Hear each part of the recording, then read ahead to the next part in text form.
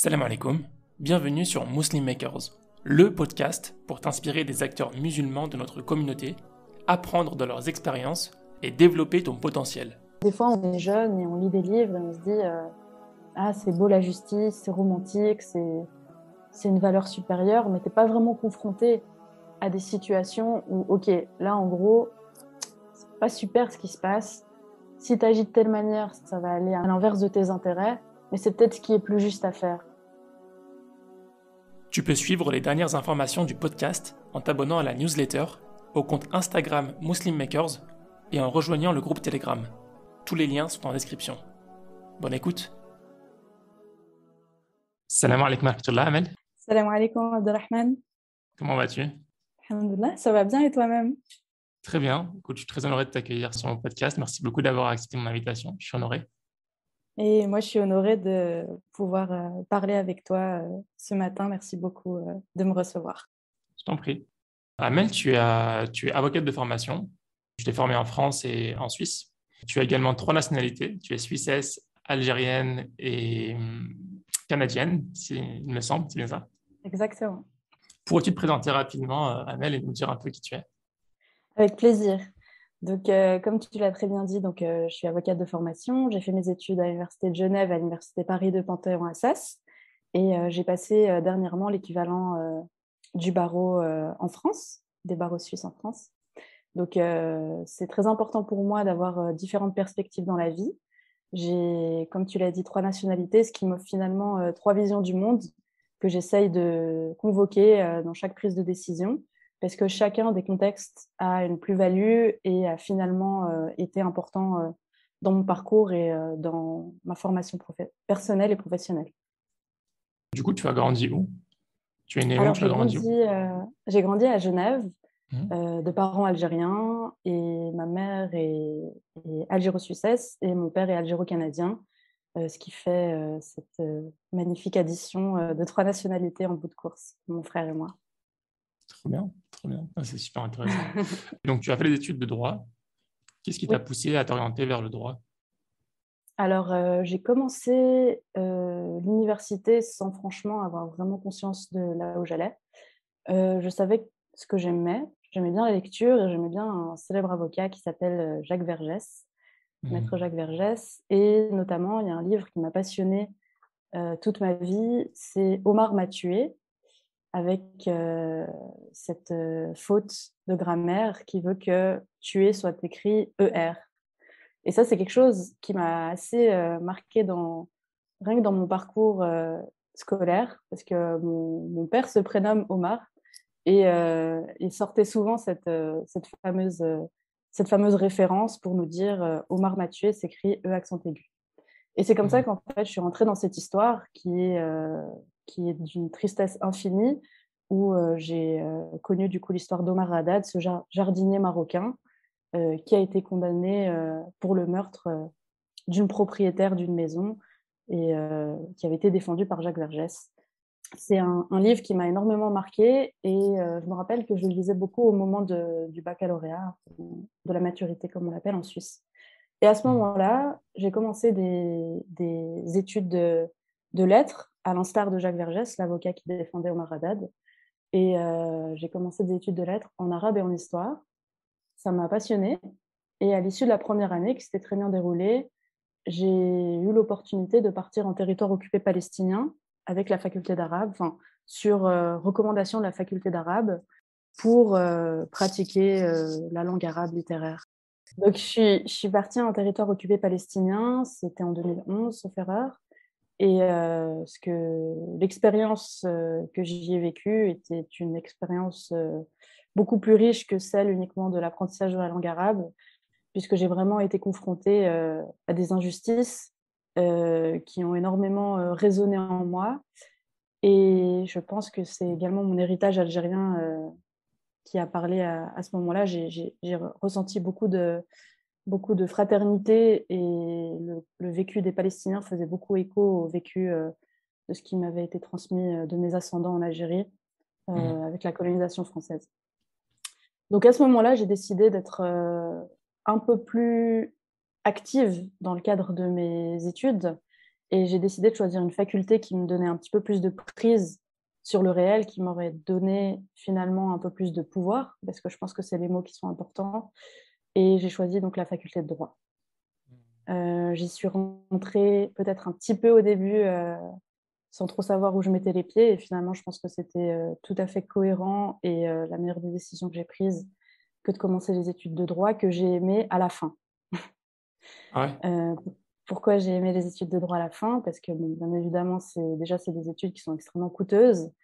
C'est des études qui prennent énormément de temps. Je travaillais à côté, comme la majorité des étudiants par ailleurs, et je travaillais à côté de mes études, donc avec un taux d'activité assez élevé, puisque j'étais à 50% en emploi. Donc c'était très difficile de concilier finalement et les études, la concentration pour les études, et finalement une vie de jeune adulte. Mais alhamdoulilah, on l'a fait comme beaucoup. Et ce qui m'a donné accès finalement au Graal des étudiants en droit, qui est le stage d'avocate. Ouais. Et ce stage d'avocate, mon ami, c'est quelque chose. C'est quelque chose que je trouve intéressant de préciser ici, parce que pour des profils comme le mien, comme je pense beaucoup de jeunes femmes ou jeunes hommes d'origine, avec des religions minoritaires, avec finalement une histoire issue de l'immigration postcoloniale, avec tout ce que ça implique. Donc fatalement, une absence de réseau, une absence de soutien, une absence de vision en fait. On est un petit peu lâché dans un milieu où on est un peu tout seul. Et moi, je me suis retrouvée dans un stage d'avocate qui était extrêmement éloigné de qui j'étais. Et ça a été très difficile d'en sortir. C'est combien d'années d'études en Suisse pour être avocat? Alors, c'est 3 ans pour le bachelor, 2 ans pour le master. Et Ok. ensuite, on a une école d'avocat qui dure 6 mois, puis un stage obligatoire d'1 an et demi. Mais D'accord, ça disons ressemble que à... C'est pareil en France quasiment. c'est assez similaire au parcours Hmm. français. D'accord. Et le stage, tu parles du stage après les 6 mois. Exactement. Après les 6 mois d'école d'avocat, la différence peut-être avec les élèves avocats français, c'est que nous prêtons le serment d'avocat en début de stage, et ce qui veut également dire beaucoup sur son contenu. Donc, c'est vraiment une mini-formation pour un Hmm. jeune avocat. On n'a bien évidemment pas la responsabilité d'un avocat titularisé du brevet, mais on a une charge de travail qui est très conséquente et beaucoup de poids sur les épaules. Et moi, je suis arrivée du coup dans un cabinet qui, en termes de dossier, était intéressant parce qu'il faisait un peu de tout. Et ça, c'est vraiment Hmm. une particularité suisse, dans le sens où on a des cabinets généralistes qui font autant du droit de la construction que du droit des étrangers, que du droit pénal, que du droit de la famille. Et ça, je trouve ça très riche, alors qu'en France, on est beaucoup plus spécialisé. On va faire Hmm. du pénal, on va faire de l'admin, on va faire du fiscal. Et du coup, c'était riche pour la formation que j'ai pu acquérir par moi-même. Ça, je le souligne, parce que ce n'est pas malheureusement mes maîtres de stage qui ont porté cette formation. Mais je me suis retrouvée finalement dans un milieu où j'ai eu des choix, j'ai eu des décisions à prendre et qui ont été difficilement prises. Pourquoi? Parce qu'on se retrouve finalement dans des conflits même éthiques. Ce qui veut dire que on a face à soi des personnes qui ont un mode de vie très très éloigné d'une autre, avec des valeurs très éloignées des nôtres également, et peut-être pas trop de sens dans tout ça. Ce qui fait que quand on perd du sens dans le milieu professionnel, ça je l'ai appris aussi plus tard, quand il n'y a plus de sens, il y a beaucoup de gens qui se perdent là-dedans. On se perd au milieu de Hmm. l'argent, on se perd au milieu de certains travers, que ce soit l'alcool, on se perd au milieu de ce besoin de toujours accumuler plus, mais sans vraiment comprendre pourquoi. Ce n'est qu'un jeu au final, et les gens qui composent ce cabinet ne sont que des pions. Donc ça, moi, ça m'a déplu. J'ai deux questions par rapport à ça. Oui, Avant de je continuer, t'en prie. la première, c'est est-ce que ce que tu décris là, c'est quelque chose qui est généralisé chez tous les cabinets ou la plupart des cabinets? Et la deuxième, c'est est-ce que tu peux me donner un exemple de problème Mhm. éthique, de choses qui étaient invivable pour toi? Oui, bien sûr. Alors si moi, j'ai pas de statistiques, hein, sur, le taux de souffrance dans les cabinets d'avocats. En plus, il y a des questions qui se posent en Suisse, il y a des questions qui se posent en France. Mais, récemment, j'ai ouvert une page, d'aide pour, les avocats stagiaires et étudiants où, j'apportais mon soutien, à des personnes qui, à un moment donné, ont besoin de parler, ont besoin de conseils ou même des conseils juridiques. Mais, cette page, elle a été investie en masse, mais vraiment en masse, par Mhm. des avocats stagiaires qui, du coup, m'ont contacté pour me faire état de leur souffrance au milieu du travail. Mhm. Donc, je pense que c'est assez récurrent pour friser le systémique. Après, j'ai encore une fois pas de statistiques, mais disons que c'est une problématique qui est bien réelle. Et par exemple, on a dans des cabinets, beaucoup de cabinets d'avocats, on a des résultats qui nous sont demandés, qui sont obligatoirement demandés, mais c'est des objectifs qui sont irréalistes. Par exemple, on ne peut pas écrire une écriture pour un client en 2 heures alors qu'on vient de nous donner les pièces, les documents. Donc ça crée énormément de pression. On va mettre beaucoup de compétition, on va mettre les collaborateurs oui, en compétition, il va y avoir aussi beaucoup d'humiliation publique, il y a des règles qui sont opaques, qui sont un peu ambivalentes, il y a beaucoup d'enjeux de pouvoir, de domination dans les cabinets d'avocats, beaucoup d'agressivité aussi. Donc ça, c'est quelque chose qui est assez récurrent et qui crée beaucoup de malheur chez des jeunes personnes qui sortent des études et qui n'ont juste pas les outils pour affronter ce type d'agression. Et en fait, tout ça, tout ce que je viens un petit peu de donner comme exemple, ça crée une sorte d'aveuglement éthique. Dans le sens où on est comme une sorte de... Moi, je me voyais comme un hamster en cage et qui n'arrêtait pas de tourner dans sa petite roue et qui s'arrêtait plus, en fait. Parce qu'on est absorbé dans tellement de pression, par tellement, en fait, de figures autoritaires qu'on ne sait plus très bien comment s'en sortir. Et finalement, on se laisse aller et on fait un peu des compromis. On fait des compromis avec sa conscience. On fait des compromis avec soi-même. Et, euh, et finalement, c'est justement cette nécessité d'éviter les compromis, de ne pas accepter l'inacceptable que j'essaye de transmettre aux jeunes avocats, de dire qu'on a le droit de poser ses limites, qu'aujourd'hui, en tout cas, l'ordre a fait en sorte de mettre des personnes de référence, d'avoir des gens qui nous tendent la main, parce que moi, il y a des gens qui m'ont tendu la main dans mes difficultés, et ça, je ne l'oublie pas, et je les remercie, et qu'on n'est pas seul au milieu de finalement ces cabinets d'avocats qui peuvent être vraiment destructeurs. Donc, moi, j'ai aussi eu par la suite la chance d'avoir une position qui était de chef d'études, pas du tout dans ce cabinet hein, que j'ai quitté après 1 an. Mais plus tard, j'ai eu une position, moi également, de pouvoir et je me suis mise comme ligne de conduite de plus jamais répéter ce qui m'avait fait souffrir en tant que stagiaire et de m'arrêter là, en fait. Dans le sens où, quand on a une position de leadership, quand on a une position d'autorité, on a une responsabilité et il y a une éthique du pouvoir à avoir qui très souvent fait défaut dans les figures de managers, en tout cas que moi j'ai rencontré dans le milieu professionnel, que ce soit en Suisse ou en France. Je ne sais pas si c'est trop conceptuel ou si... C'est clair, c'est clair. Après, c'est vrai que bon, ceux qui ne travaillent pas dans le milieu peut-être ont peut-être plus de mal à comprendre exactement quels sont les problèmes au Ouais, quotidien. je peux donner des exemples en fait, peut-être plus précis de ce que j'ai vécu. Peut-être, oui, peut-être un ou deux exemples.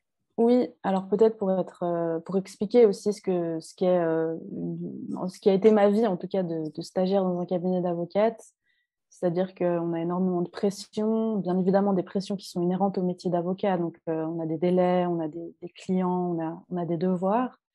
Mais on Mhm. a aussi, par exemple, des supérieurs hiérarchiques qui peuvent être versés dans l'alcool, qui peuvent avoir des attitudes très détestables, comme par exemple des propos explicitement sexuels ou des choses voilà, que moi j'ai vraiment eu à subir.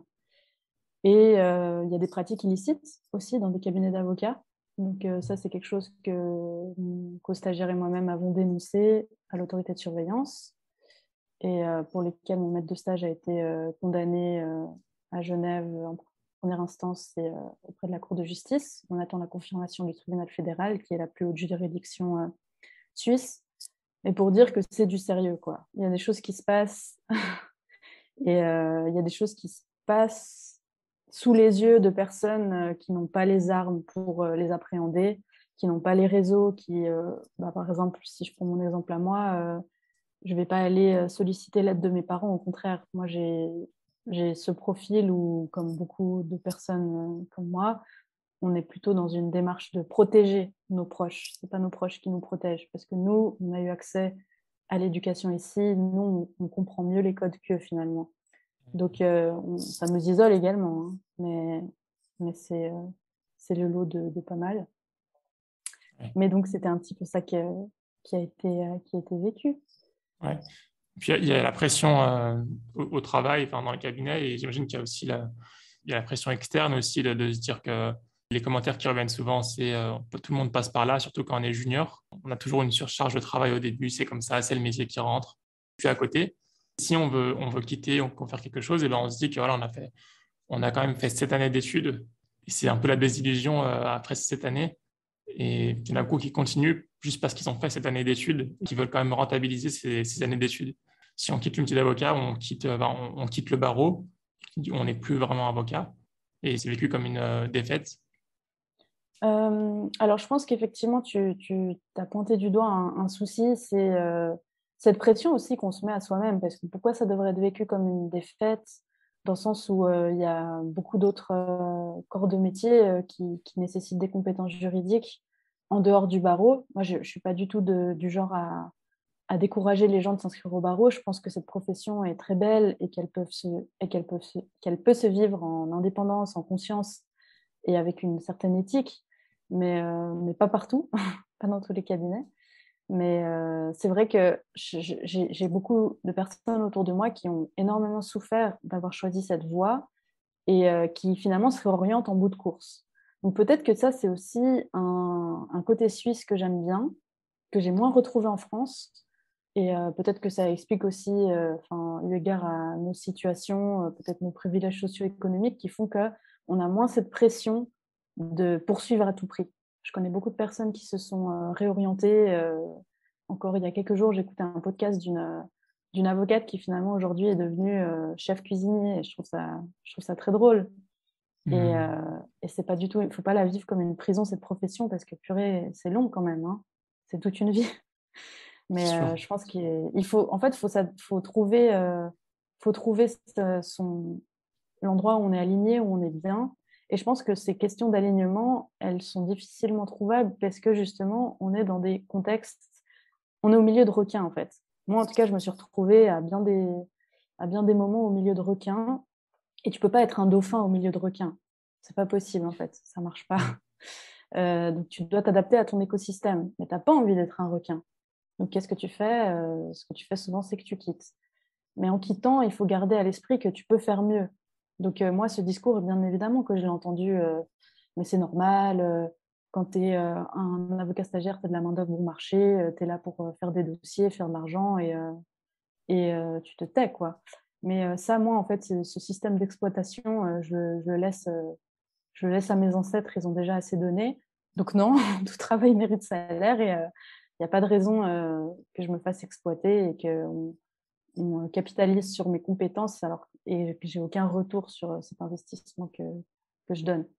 Donc, à un moment donné, quand on s'est sorti de tout ça, quand on a passé le stage avocat, qu'on a eu notre brevet d'avocat, qu'on a un petit peu gagné en confiance, en assurance, on va nous aussi, à notre tour, devenir des avocats, devenir des maîtres de stage, devenir des chefs de cabinet, devenir finalement des entrepreneurs. Et c'est à ce moment-là qu'on peut on peut être dans l'action et on peut changer les choses. On ne va pas faire aux autres ce qui nous a fait souffrir. En tout cas, moi, ce sera toujours ma limite. Et c'est vraiment l'idée de briser des cercles vicieux et mettre en branle des cercles vertueux pour petit à petit créer un climat de travail qui soit plus sain et plus éthique. Et c'est possible, ça j'en suis convaincue parce que j'ai autour de moi des personnes qui sont vraiment qui ont été brisées par ce métier et qui pourtant ne feront jamais aux autres ce qu'elles ont vécu et je trouve que c'est honorable. Mm. Tu disais que ce qui t'a poussé à t'orienter vers les métiers du droit, c'est ton voyage en Palestine, Mhm. Palestine occupée. Est-ce que tu es toujours lié à la Palestine aujourd'hui? Bien évidemment qu'en termes de... Ça reste dans mon cœur, parce que c'est une injustice, et c'est une injustice d'une tristesse infinie. Aujourd'hui, j'ai pas d'activité militante en lien avec la Palestine. Peut-être aussi que c'est oui, les années ont passé, et peut-être par défaitisme, c'est triste à dire. Mais disons que la cause palestinienne m'est chère et me restera toujours chère. Et ça, c'est aussi, je pense, inhérent à ma nationalité algérienne. Mais je suis plus retournée je suis même pas retournée au Moyen-Orient. Donc, Hmm. mais c'est quelque chose que j'exclus absolument pas. Ouais. Il y a beaucoup de personnes, je pense, qui se rendent vers les métiers du droit, qui trouvent leur vocation dans le droit, poussées par ce sentiment de justice, de pouvoir faire changer les choses, de pouvoir défendre des personnes les plus faibles, les plus opprimées, etc. Mm. Et qui au final se rendent compte quand ils arrivent dans le métier d'avocat qu'en fait, ils n'ont pas un aussi grand pouvoir que ça, que c'est pas aussi simple de faire changer les choses. Je sais pas si c'est un sentiment que tu as pu avoir. Si, oui, et c'est justement ce que je te disais par rapport au défaitisme. C'est que, en fait, moi, j'ai vraiment changé de perspective. Quand on a 20 ans, on a envie de changer le monde. Quand on en a 30, on a peut-être envie de changer le sien de monde. Et du coup, c'est cette idée de faire le bien à son échelle, en fait. Et partir de cercles concentriques et de se dire on n'a peut-être pas on n'a peut-être pas de prise sur ce qui se passe à quelques milliers de kilomètres, mais on a une prise sur ce qui se passe au sein de son cabinet, au sein de sa famille, au sein des choses qui nous entourent. Et c'est dans ces zones-là qu'on peut faire du bien. Quand j'ai voulu Hmm. mettre en place ces propositions de petites réunions de mentorat avec des élèves, avocats ou avec des étudiants ou avec des justiciables qui sont un petit peu perdus, c'est vraiment dans cette idée en fait, on va mettre en branle les cercles vertueux à mon échelle et essayer d'avoir un impact direct sur la vie des gens qui m'entourent et peut-être moins chercher à essayer de tout contrôler parce que je ne suis rien d'autre qu'une mini fourmi, pardon. Hmm. Et, et que voilà, ça relativise un petit peu. Je pense que ça aussi, c'est le poids des années qui fait qu'on est un petit peu plus réaliste sur nos moyens d'action. Après, je pense que le droit, ça peut être un instrument assez fantastique et, euh, et qui permet aussi d'être porteur de cause. J'aimais Jacques Vergès parce que Jacques Vergès, c'était un anticolonialiste et son anticolonialisme, il l'exprimait aussi à travers sa pratique du métier d'avocat. Donc, selon les dossiers qu'on va défendre, selon les stratégies de défense qu'on va employer, selon les, oui, finalement, les causes qu'on souhaite prioriser, on a un impact aussi dans la société. Hmm. Oui. À la suite de ces expériences en tant qu'élève stagiaire, qu'élève Mhm. avocate, pardon, Élève avocat, oui. tu es devenue avocate. Mhm. Tu J'ai passé as, ouais. oui, le barreau, Genevois d'abord. tu as travaillé en Suisse pendant quelques temps. Oui, tout à fait. Alors, j'ai travaillé en Suisse et c'est là où justement Donc, juste après le barreau, j'ai quand même eu besoin de respirer et je suis partie au Canada, un de mes Ok. un de mes trois pays. Ça t'a sorti le passeport, Euh, je sais pas de quelle couleur il est, ouais, Bordeaux aussi. il est vert. Il est Il vert, est ouais. vert.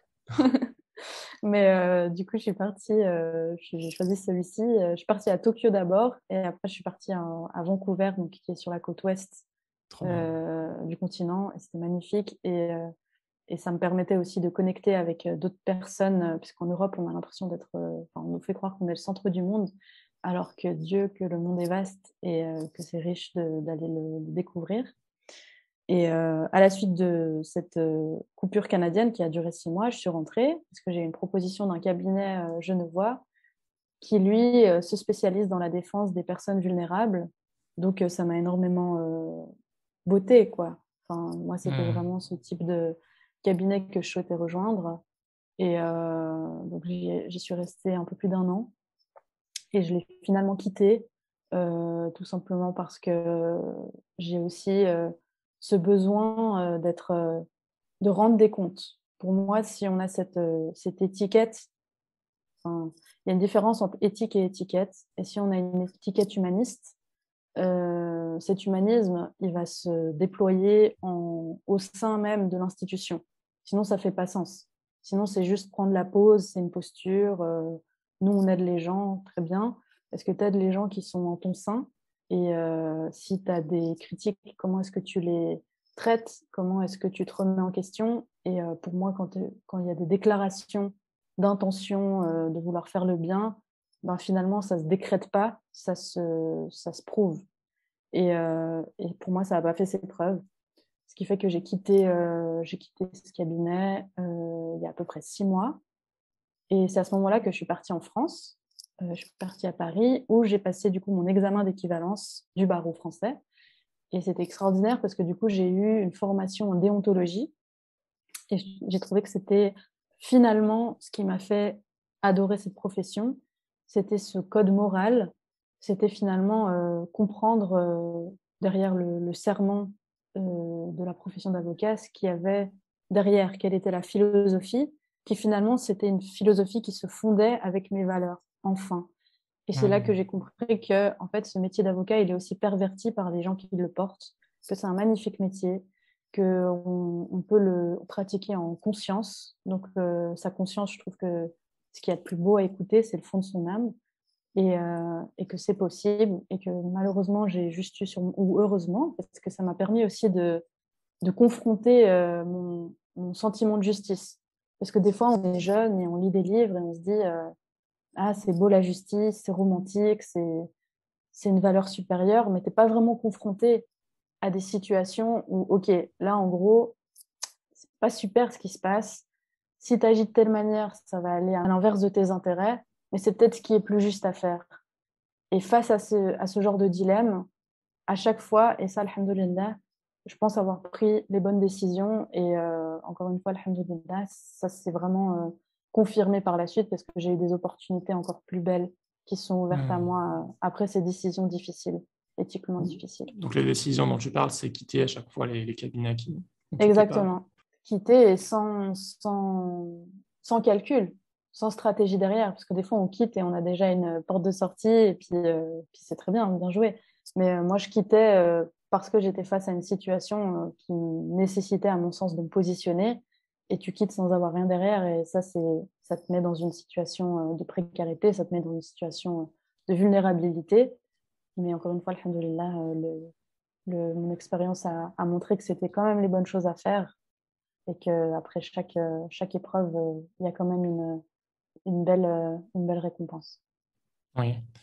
Tu as vécu beaucoup d'épreuves, je dirais, psychologiques, peut-être. C'était peut-être le plus intense pendant tes premières expériences en tant qu'avocate. Comment est-ce que la religion, l'islam t'a accompagné pendant ces épreuves? Est-ce qu'elle t'a accompagné? Est-ce que c'est quelque chose qui t'a aidé? Mhm. Alors, pendant ma période de stage, c'est vraiment ce que j'ai appelé, moi, un peu cet aveuglement éthique. Ça veut dire qu'on est tellement pris, c'est comme si on est une toupie qui s'arrête plus. Donc, on est pris au milieu de délais, on est pris au milieu de pression, on est pris au milieu de tellement d'ennuis que j'arrivais plus du tout à réfléchir et j'arrivais plus à prendre de recul et à me recentrer.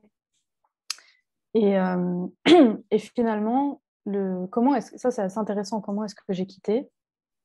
Pour les 2 fois où j'ai quitté des cabinets d'avocats qui m'ont déçue, j'ai quitté parce que la première fois c'était un stage d'avocate, donc je franchement subissais des personnes détestables, mais finalement je prenais sur moi et il a fallu qu'on soit dans une réunion de cabinet, donc tous les avocats présents, pour que je sois prise à partie par une des avocates et, qu'un de mes confrères prenne ma défense en disant non mais écoutez ce qu'Amel fait en vous tenant tête c'est courageux et puis elle parle finalement en notre nom à nous tous. Et là une avocate m'a prise en grippe et pour des raisons qui la regardent et a commencé à dire non mais moi ce que tu fais Amel j'appelle pas ça du courage, donc le fait de dénoncer des dysfonctionnements. Elle me dit j'appelle pas ça du courage, j'appelle ça un manque d'éducation.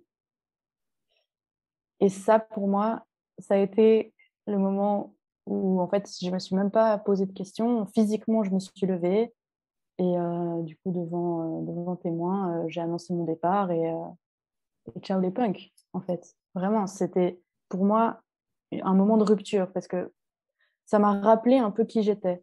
Mon éducation, ça fait appel à ma famille, ça fait appel à ma religion, ça fait appel à mes valeurs. Et ça m'a reconnecté avec quelque chose que j'avais finalement un peu laissé en coulisses parce que j'avais plus trop le temps d'y réfléchir et je voulais pas trop y réfléchir parce que je voyais bien que j'étais pas cohérente avec mes valeurs, avec ma religion et avec ma pratique. Donc finalement, cette offense, elle m'a permis de me remettre à ma place. Et ma place, elle n'était pas avec eux. Et c'est comme ça que je suis partie. Et dans mon deuxième cas de figure, où là, j'étais associée, donc là, j'étais dans une position de pouvoir, là, j'ai décidé de quitter parce qu'il y avait également de la souffrance de la part de personnel de ce cabinet qui m'a été rapporté et sur laquelle j'avais un devoir aussi en termes d'employeur de protéger la personnalité des employés et sur lequel je ne voulais pas fermer les yeux. Mais c'était très difficile parce que j'étais finalement, moi, dans un cabinet où j'avais des super bons dossiers, j'avais une bonne position, c'était à côté de chez moi, enfin, j'étais bien. Et en même temps, il fallait que je prenne une décision parce que je voyais bien que c'était pas très correct ce qui se passait. Et je suis allée déjeuner avec une amie et son mari qui sont musulmans. Donc en plus de ça, on a vraiment la possibilité de parler ensemble de choses qui font sens. Et son mari, à la fin du déjeuner, il m'a dit mais Amel, il faut que n'oublie pas qui tu es et d'où tu viens. Et cette phrase, elle m'a vraiment marquée de la part de cet homme, parce que ça m'a encore une fois remise un petit peu à ma place et de me dire que des fois, le monde du travail m'a sorti de mon identité, de ma religion, de mon histoire et même de mon expérience, en fait. Je ne veux pas devenir ce qui a été un agent oppressant dans mon histoire. Et donc, c'est à ce moment-là que j'ai pu à chaque fois reconnecter avec la religion, avec mes valeurs et avec surtout mon intime conviction. Et mon intime conviction qui est justement alimentée par la religion. Et que j'ai pris mes décisions en paix et qui étaient les meilleures à prendre parce que finalement, il y a eu beaucoup mieux pour moi qui s'est présenté. D'accord. Il y a quelque chose dont on n'a pas parlé, c'est tes expériences dans le pénal. Euh, Oui, Tu as beaucoup travaillé dans le pénal. oui, Tu me disais au téléphone, donc des dossiers de violences sexuelles oui. et de thématiques similaires. Comment était ton expérience dans ce domaine en particulier? Si on met de côté les problèmes avec tes collègues Interne. Ouais. internes. Alors, et ça, justement, c'est une expérience qui a été extraordinaire pour moi et raison pour laquelle je pense que tout est cohérent dans la vie et que toutes les épreuves doivent être vécues parce que ça m'a énormément appris. Moi, je suis arrivée dans un cabinet qui se spécialisait dans la défense des personnes adultes et enfants victimes de violences sexuelles. Et j'ai découvert finalement un monde horrible, mais un monde qui est finalement le nôtre et qui nécessite du coup de s'y intéresser. Moi, j'ai pu constater que beaucoup de personnes qui sont agressées sont des personnes vulnérables de par leur âge, par exemple des enfants. Mais il y a aussi quelque chose qui vulnérabilise énormément dans les familles, ce sont les tabous. Ce sont les tabous en lien avec ces questions. Par exemple, moi j'ai grandi dans une famille où la question de la sexualité n'a jamais été abordée et je pense que c'est le lot de beaucoup de familles. Et malheureusement, ça vulnérabilise parce que ça n'offre pas à nos enfants des, des moyens de défense face au monde qui l'entoure. Et ce monde est méchant, ce monde est dangereux. Et ça, j'ai pu vraiment le constater qu'il y avait de la pédocriminalité, ça concerne tous les milieux sociaux, toutes les ethnies, toutes les religions et que c'est quelque chose d'affreux et qu'on n'aimerait pas le voir, mais c'est là.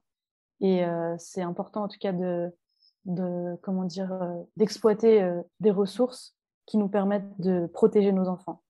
Ça, c'est quelque chose que je pourrais t'envoyer par la suite. Ce sont par exemple, il y a des petits manuels qui sont des petites histoires adaptées pour les enfants et qui leur permettent de reconnaître des risques, des situations à risque. Quand un adulte va leur parler de certains sujets, va leur demander d'avoir des secrets, Et en fait, petit à petit, bien sûr, c'est adapté hein, pour des enfants de tout âge. Enfin, il y a différents niveaux. Ça leur permet finalement d'avoir des instruments de défense. Et ça, je pense que c'est quelque chose qui malheureusement manque encore dans beaucoup de familles.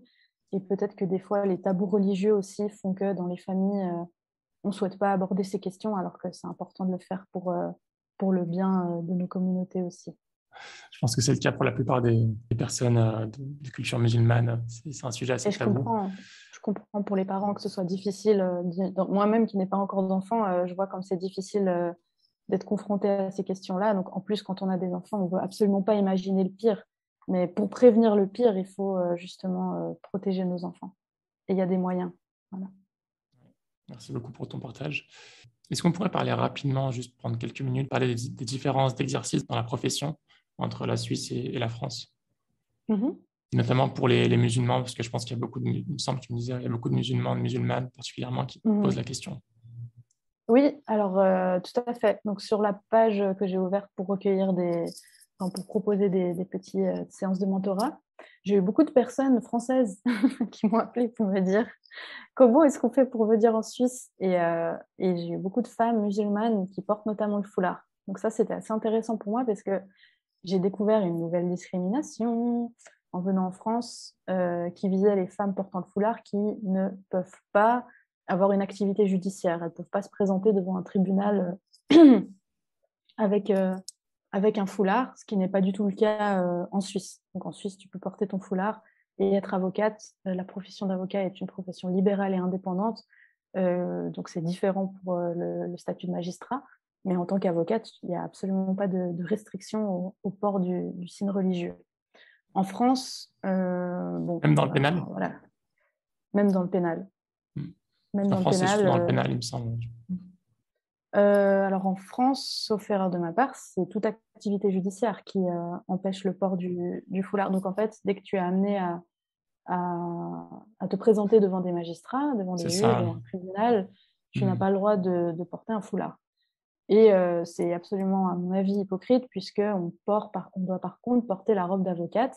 Cette robe d'avocate qui est d'origine ecclésiastique, à l'époque, cette robe, elle comportait 33 boutons donc d'origine christique. Aujourd'hui, je crois que ça a 10 boutons. Et dans ce sens, c'est vraiment un héritage chrétien. Donc, c'est un héritage religieux. La profession d'avocat aussi qui est organisée en ordre. Enfin, il y a beaucoup de littérature là-dessus qui fait le lien entre la profession d'avocat et ses origines ecclésiastiques. Et aujourd'hui, on interdit aux femmes musulmanes de porter le foulard au motif que la robe d'avocat ne se porte sans autre signe distinctif. En fait, c'est cette notion d'uniforme. La robe d'avocat, c'est l'uniforme pour les avocats, et tous les avocats doivent être égaux et ne doivent pas avoir de signe distinctif entre eux.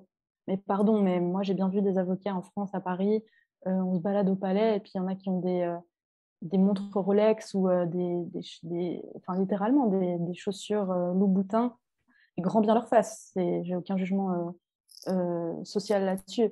Ce que je suis en train de dire, c'est que ça crée quand même aussi une différence sociale, pour le coup, entre des avocats qui n'ont pas les moyens de se payer ces artifices et d'autres. Mais on ne leur dit pas, attendez, avant de plaider, vous enlevez votre Rolex, parce qu'il y a une égalité et que la robe, c'est l'uniforme. Donc finalement, c'est une islamophobie qui ne dit pas son nom. C'est mon analyse et puis je l'assume. Mais ça m'a assez déçue. J'ai également été confrontée à une profession qui manque énormément de moyens en France, une justice qui n'a pas les moyens de se rendre. Et ça, c'est extrêmement pénible et lourd pour un avocat ou une avocate que de finalement exercer son métier dans un système qui dysfonctionne, alors qu'en Suisse, pour le coup, c'est quand même beaucoup plus fluide et la profession peut se vivre de manière moins asphyxiante qu'en France. Donc ça, c'est aussi mon constat. D'accord, très bien. Je pense qu'on a fait le tour sur ce sujet-là. Je ne sais pas si tu avais quelque chose d'autre à rajouter. Hum, je pense que après, on est quand même finalement issu d'une minorité, que ce soit en Suisse ou en France, ce Ouais. qui fait qu'on va toujours être entouré également de personnes qui ne comprennent pas forcément nos vécus, qui ne comprennent pas Hmm. forcément notre religion, qui ne comprennent pas forcément nos identités. Et ça peut également créer un sentiment de solitude. Donc, c'est quand même une profession qui est traditionnellement conservatrice. On parle de droit, on parle de droite aussi. Et moi, j'assume totalement le fait de dire que je suis de gauche. Et je suis aussi, sur ce plan-là, je me sens aussi minoritaire parmi mes confrères et consoeurs. Donc c'est une profession qui peut être difficilement praticable, que ce soit en Suisse comme en France. Parce que c'est une profession où on peut se sentir seul, mais il faut savoir bien s'entourer, il faut savoir pourquoi est-ce qu'on l'a fait. C'est une profession aussi qui, pour moi en tout cas, se conjugue bien avec la foi musulmane, tout simplement parce qu'il y a des beaux principes, il y a des principes d'humanisme. Donc voilà, moi j'ai aussi eu une personnalité qui m'a beaucoup marquée dans ma formation personnelle. C'est l'émir Abdelkader. Et moi, l'humanisme, je l'ai appris avec l'émir Abdelkader parce que quand on parle de ce principe de la profession d'avocat, on va te dire oui, humanisme avec tes clients, mais aussi avec ta partie adverse. Et le traitement de l'émir avec les prisonniers français, par exemple, ça, c'était un traitement humaniste. Et ce traitement-là, il lui a été dicté par sa foi. Et je trouve ça dommage un petit peu qu'on n'ait pas forcément vraiment des possibilités aussi d'expliquer que on prend nos décisions, voilà, quand on fait des bonnes œuvres, quand on fait du soutien à des étudiants, par exemple, ou quand on fait preuve d'humanisme, c'est dicté par une foi, c'est dicté par moi, en tout cas, par mon apprentissage et ma compréhension de la religion musulmane. Et c'est peut-être quelque chose qu'on nous a moins appris à mettre en avant parce qu'on est dans un contexte d'islamophobie, on est dans un contexte de méfiance envers les musulmans et on a le sentiment qu'il faut qu'on se cache et qu'on ne dise pas forcément les, le fond de nos âmes. Alors que moi, c'est finalement l'islam, enfin, tout ce que j'essaye de faire de bien dans cette vie, c'est l'islam qui me le dicte. Et ça, c'est dommage de peut-être moins le mettre en avant et que ça permettrait peut-être aussi aux personnes qui nous font du mal d'arrêter et de comprendre on est investi de belles choses et de belles missions. J'ai lu ta description sur LinkedIn. Bon, c'est en anglais, hein, donc C'est le côté canadien, ça. je traduis en lisant. Tu dis, je crois que connecter les personnes, les gens, et faire du khair, donc faire du bien, est une des meilleures choses qu'une personne peut faire dans la vie. Et ensuite, tu continues en disant que tu es disponible pour m'entourer des personnes, tu donnes tout ton temps gratuitement pour aider les personnes. Ça vient d'où ça? Pourquoi tu as écrit ça? Pourquoi tu parles de khair? C'est devenu quelque chose de central pour toi?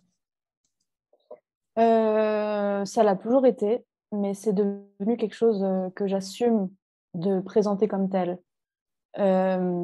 C'est-à-dire que, ben voilà, comme on a pu en discuter, moi j'ai aussi eu un parcours professionnel qui est très riche, donc j'ai aussi été propulsée très jeune hein, à des positions pour lesquelles finalement j'avais pas forcément les codes et je comprenais pas très bien ce qui m'arrivait. Donc c'était des bienfaits, mais c'était aussi accompagné de beaucoup d'épreuves et alhamdoulilah, ça s'est finalement bien passé. Mais j'ai eu des gens autour de moi qui m'ont aidé, qui m'ont tendu la main et c'est une manière finalement de rendre hommage aussi à, à ces cercles-là vertueux, de dire que dans la vie on fait du bien, on nous fait du bien et c'est comme ça également qu'on crée une solidarité. Et ça, c'est hyper important pour moi, de dire que pour moi, ce sentiment de solidarité et de sororité, il me vient aussi de mon héritage musulman. J'ai des souvenirs très précis de moments de ma vie où j'ai compris en fait quelle était la différence entre nos sociétés européennes et quelle était la différence avec des sociétés musulmanes dans des aspects très précis. Par exemple, je vais être en Algérie avec mon frère, on est enfant et on cherche la boulangerie. On s'est perdu, on n'a pas trouvé où aller acheter du pain. Et on croise quelqu'un avec une baguette de pain et on va lui demander où se trouve la boulangerie. Et il va nous dire, elle est au coin de la rue, mais elle vient de fermer. Et puis nous, on est tout déçus parce qu'on sait qu'on va se faire gronder parce qu'on ne ramène pas le pain. Et puis finalement, la personne prend sa baguette, la coupe en deux et nous donne la moitié de son morceau de pain. Hmm. Ça, c'est peut-être une image qui va paraître très futile, peut-être pour certaines personnes. Moi, ça m'a marqué et ça m'a édifié. C'est cette idée de, ben voilà, quand on n'a pas grand-chose et quand on est une société fondée sur des valeurs, notamment de partage, d'entraide et de bienveillance, c'est comme ça que ça se passe. T'as pas de pain, je te donne la moitié du mien, je vais manger un petit peu moins ce soir, mais toi, au moins, tu mangeras aussi. Et c'est quelque chose, du coup, que j'ai voulu continuer et que j'ai voulu importer aussi dans mon contexte suisse ou canadien, parce que ça, c'est, comme je t'ai dit, mes trois nationalités. J'ai pris le meilleur j'essaie de prendre le meilleur des trois. Et pour moi, le meilleur de ma nationalité algérienne, c'est l'islam, clairement. Et c'est ce sentiment de, de cette nécessité de faire le bien autour de soi et de créer aussi un réseau, si je peux parler dans un langage un peu plus comment dire, LinkedIn, on va dire. Hmm. C'est créer aussi un réseau d'entraide parce que finalement, les gens qui me sollicitent, bon, j'ai de tout. Hein. J'ai vraiment des personnes, que ce soit musulmanes ou pas musulmanes, et c'est vraiment fait pour tout le monde. Mais j'ai énormément de personnes qui avaient pas grand monde à qui parler et qui finalement sont venues me voir et qui me disent, écoute, voilà, bonjour, merci beaucoup de prendre du temps et j'aimerais avoir de l'aide et j'aimerais pouvoir aider ces personnes qui se sentent isolées, leur tendre une main.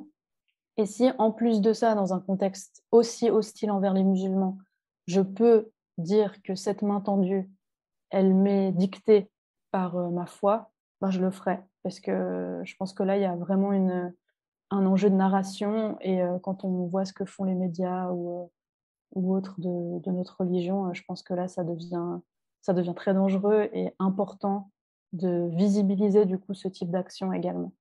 Hmm. Tu as cité plutôt donc Émir Abdelkader, Jacques Vergès. Qui a eu le plus d'impact sur toi? Est-ce que c'est une de ces deux personnes, quelqu'un d'autre? C'est ma maman. C'est ma maman qui a eu le plus d'impact. Bien évidemment. Non, il y a eu il y a eu il y a eu des récits qui étaient édifiants dans ma vie.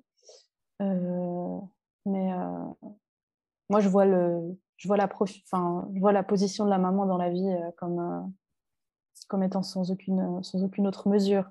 Parce qu'elle apportait tout. Elle m'a tout apporté. Elle m'a appris l'apprentissage, l'éducation, la religion, l'éthique, l'éthique du travail.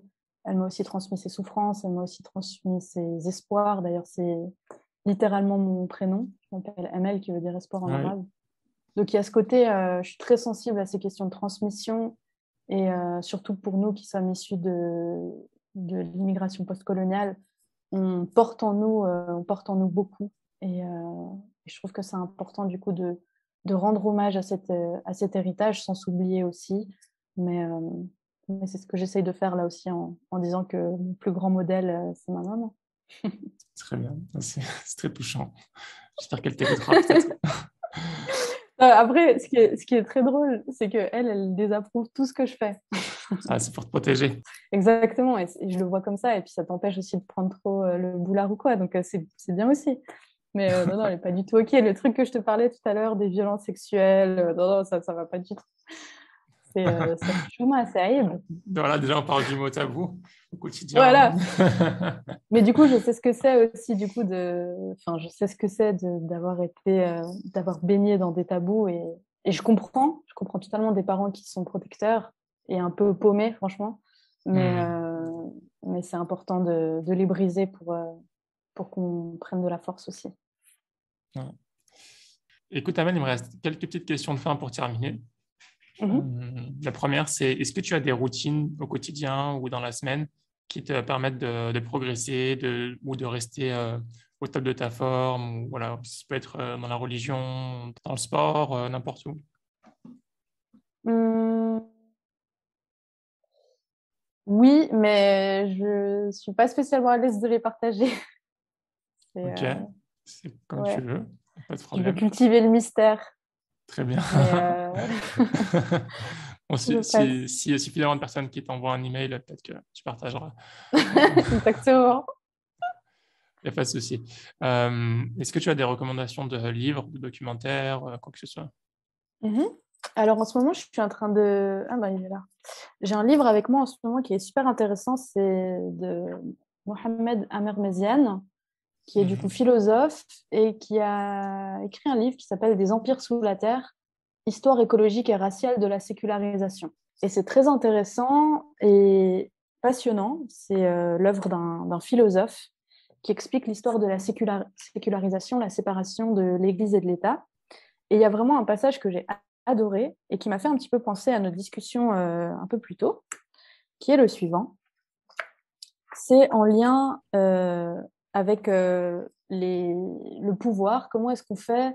Qu'est-ce qu'on fait du pouvoir? Est-ce qu'on cherche le pouvoir pour le pouvoir ou est-ce qu'on cherche le pouvoir parce qu'on pense que on a des valeurs qui méritent d'être partagées et d'en faire profiter la plus grande, le plus grand nombre? Et ça, je trouvais intéressant. C'est qu'il y a une citation dans ce livre qui parle du prophète Sidna Mohammed, sallallahu alayhi wa sallam, qui parle en ces termes. Euh, Par l'action des rouages de la machine anticléricale européenne, Mahomet, entre guillemets, est en effet passé du statut de faux prophète à celui de grand homme. S'il débite un ramas de fables qu'il dit avoir reçues du ciel, il gagne des batailles, écrit du prophète Condorcet, l'un des pères fondateurs de la laïcité française. En fait, c'est voir comment les théoriciens de la laïcité française ont perçu le prophète. Ils l'ont vu en fait comme une personne qui utilisait la religion pour asseoir son pouvoir et ils ont voulu l'imiter. C'est ce que Napoléon a fait dans son expédition en Égypte, où il s'est présenté comme étant musulman. Hein. Donc ça, c'est aussi décrit dans ce livre. C'est passionnant. Moi, c'était une histoire que je connaissais très mal. Mhm.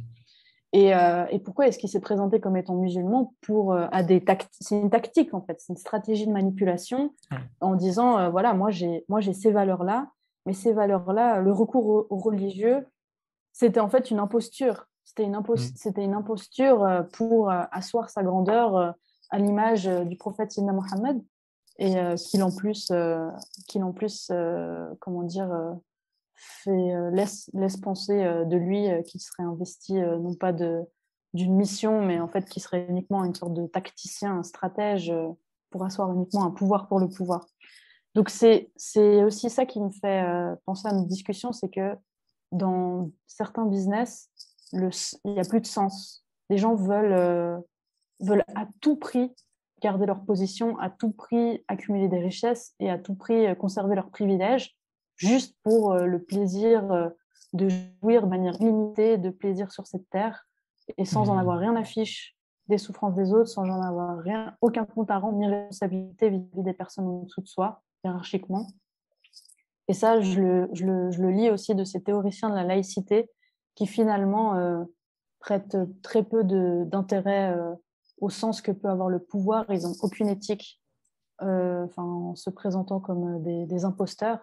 Et ça, je Mhm. trouve que ça pervertit énormément le milieu du travail d'avoir des gens qui n'ont pas foi en rien, en fait, si ce n'est eux-mêmes et leurs petits intérêts. Très bien. Écoute, des empires sous la terre, je le mettrai en description, Inch'Allah.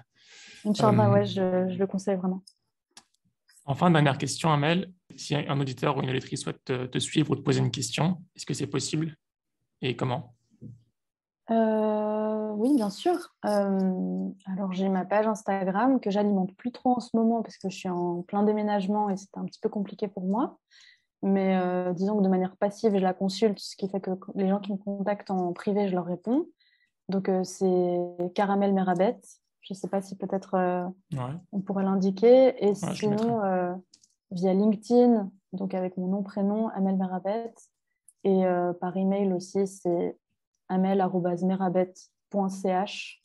Donc, ça, c'est tout à fait possible de me contacter. Alors, je suis une personne aussi qui est pleine de bonne volonté, mais parfois un peu dépassée. Donc, ça, je le dis aussi de manière transparente. S'il y a des périodes où j'ai de la difficulté à répondre, je prévois du coup des rendez-vous un peu plus tard dans les semaines qui suivent, mais je réponds en tout cas à toutes les sollicitations. Et si des personnes ont besoin d'aide, ont besoin d'une écoute, et ne serait-ce aussi que d'un échange, ben je serais honorée d'être cette personne qui peut peut-être leur faciliter leur parcours professionnel. Inch'Allah. Très bien. Amel, je te remercie beaucoup pour ton temps, pour ton partage d'expérience. C'était hyper intéressant. On a Merci parlé à de plein de toi. sujets et franchement, merci beaucoup. Enfin, c'est des sujets que peu osent parler parce que, évidemment, ça peut porter préjudice au travail. Mais Ouf. tu... Je te tiendrai au courant. Je te tiendrai au courant. Bah, écoute, au pire, ça fera un tri, hein. C'est plus possible de jouer à cache-cache. Moi, ça m'intéresse pas. Barakallahu fika, mais je te souhaite une très belle fin de Ramadan. Il À reste toi aussi. à un moment où on se parle, il va rester 2 semaines environ. Au moment où je sortirai Oui, l'épisode, il restera quelques jours, Inch'Allah.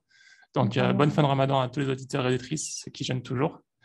Et puis, je te dis à bientôt, Inch'Allah, peut-être en Suisse. Merci beaucoup, Abdelrahman. À bientôt. Porte-toi bien. Salam alaikum. Inch'Allah. Merci beaucoup. Comme ça. Si cet épisode t'a plu, je te propose de le partager à 3 personnes de ton entourage, à noter le podcast 5 étoiles sur Apple Podcast et à invoquer Dieu pour qu'Allah mette la baraka dans cette initiative. À bientôt, Inch'Allah. Salam alaikum.